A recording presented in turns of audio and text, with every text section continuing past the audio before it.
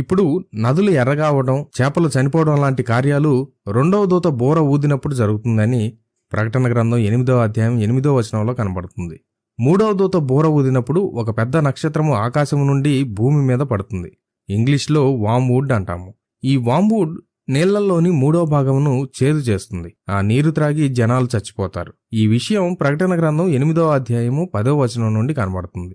4వ దూత బూర ఊదినప్పుడు సూర్యుడు ప్రకాశింపకుండా, రాత్రిలో 3వ భాగమును చంద్ర నక్షత్రములు ప్రకాశింపకుండా వాటిలో 3వ భాగము కొట్టబడెను అని ప్రకటన గ్రంథం 8వ అధ్యాయం 12వ వచనంలో కనబడుతుంది. ఇలా అన్ని దూతలు బూర ఊదినప్పుడు ఏం జరుగుతుందో మనకి ప్రకటన గ్రంథంలో కనబడుతుంది.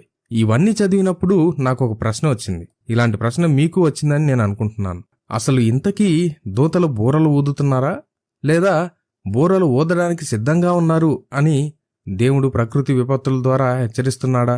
ఇలా ఆలోచిస్తున్నప్పుడు దేవుడు నా కళ్ళు తెరిచే సమాధానం చూపించాడు. అదే మీరు కూడా చూడాలని ఆశిస్తున్నాను.